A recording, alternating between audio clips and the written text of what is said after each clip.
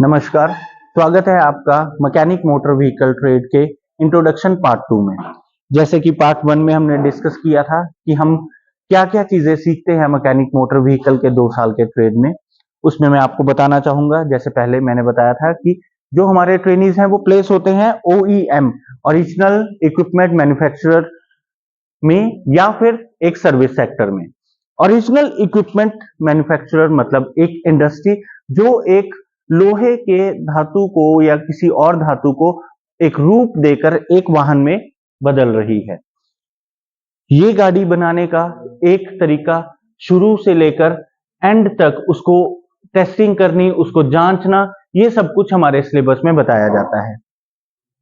जब इंडस्ट्री में आता है तो एक सिर्फ एक धातु का टुकड़ा आता है, उसमें बहुत सारे प्रोसेसेस इन्वॉल्व होते हैं, जैसे कि ब्लैंकिंग हो गया, मार्किंग हो गया, उसकी कटिंग हो गई, वेल्डिंग हो गई। तो सबसे पहले एक शेल को तैयार कर कर उसमें बहुत सारे जो पार्ट्स हैं वो उसमें लगाकर एक गाड़ी का प्रारूप तैयार किया जाता है। असेंबली सेक्टर में बहुत सारे सबस्टेशंस होते हैं जिसमें छोटे छोटे पार्ट्स जो हैं हमारे गाड़ी के जोड़े जाते हैं। छोटे पार्ट्स में हमारे ऐसे पार्ट्स हैं जो बहुत सूक्ष्म भी हैं। उन पार्ट्स में हमें अलग अलग मशीनिंग करके उन पार्ट्स को तैयार करना पड़ता है। कुछ पार्ट्स कंपनी खुद बनाती है, कुछ अपने वेंडर से खरीदती है। तो जो हमारा ये सेक्टर है ये सिर्फ एक ओईएम तक सीमित नहीं रह जाता। जो हमारे वेंडर्स हैं जो छोटे छोटे पार्ट्स गाड़ी के लिए बना रहे हैं, जैसे कि हमारा इंजेक्टर हो गया या ऑयल फिल्टर हो गया, कई कंपनीज ये अपनी नहीं बनाती हैं, वेंडर्स के थ्रू लेती हैं। तो सिर्फ एक आप गाड़ी जहां पर बन रही है वहीं पर जॉब नहीं कर सकते, जहां पर आपके ये छोटे छोटे पार्ट्स बन रहे हैं वहां पर भी आपको जॉब जॉब की अपॉर्चुनिटीज हैं। असेंबली लाइन में हमारे पास एक पूरी गाड़ी की असेंबली तैयार होने के लिए एक असेंबली लाइन होती है, और एक असेंबली लाइन होती है हमारा इंजन तैयार करने के लिए। इंजन में भी आप देख सकते हैं बहुत सारे पार्ट्स होते हैं, हेड से लेके इंजन ब्लॉक, फिर इंजन सम्प, इन सबको तैयार करने के लिए, एक इंजन को, एक पावर सोर्स को, गाड़ी के पावर सोर्स को तैयार करने के लिए भी एक अलग से असेंबली लाइन हमारे पास होती है।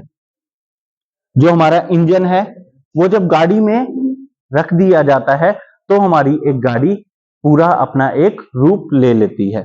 जो दूसरा हमारा सेक्टर है वो सर्विस सेक्टर है।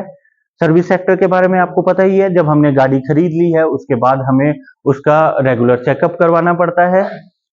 उसके लिए बहुत सारी चीजें हमें चेक करनी पड़ती हैं, जैसे कि हमारा एयर फिल्टर चोक तो नहीं है। अगर हमें सांस प्रॉपर नहीं आएगी तो हमें बहुत सारी बीमारियां हो सकती है। वैसे ही हमारा एयर फिल्टर इसमें होता है जो कि इसका सांस लेने की एक जगह आप बोल सकते हैं, जिसमें से आपकी फ्रेश एयर जो है इंजन के अंदर जाती है। वैसे ही हमारा इंजन ऑयल चेक किया जा सकता है इस डिपस्टिक के द्वारा। यहाँ पर आप देख सकते हैं दो हमारे पास पॉइंट है, ये और ये। इनमें हायर लेवल और लोअर लेवल दोनों इसमें चेक किए जा सकते हैं। यहाँ पर हमारा वाइपर का पानी डाला जाता है वाइपर के लिए, ये हमारा ब्रेक फ्लूइड होता है। और जो हमारा इलेक्ट्रिकल सोर्स है गाड़ी का, ये बैटरी है, इसे भी एक सर्विसिंग में चेक किया जाता है। कूलेंट टॉपअप किया जाता है। गाड़ी के जो टायर हैं उनका प्रेशर प्रॉपर है कि नहीं है, और बहुत सारी ऐसी चीजें हैं जो हमारी गाड़ी की सर्विसिंग में देखी जाती हैं। हाँ, अगर कोई कस्टमर आपको ये बता रहा है कि हाँ कोई फॉल्ट आ रहा है या कोई आवाज आ रही है, तो उसको चेक करना भी वो सर्विस के दौरान ही काम किया जाता है। तो बहुत सारे जो चीजें मैंने आपको बताई हैं कि हाँ यहाँ यहाँ पर हमारी जॉब हो सकती है, तो आप ये अंदाजा लगा सकते हैं कि हमारा कितना बड़ा सेक्टर है और कितनी जॉब इसमें आज के टाइम में हमारे पास इस हमारी कंट्री में डेवलप हो रही है या थ्रू आउट वर्ल्ड डेवलप हो रही हैं।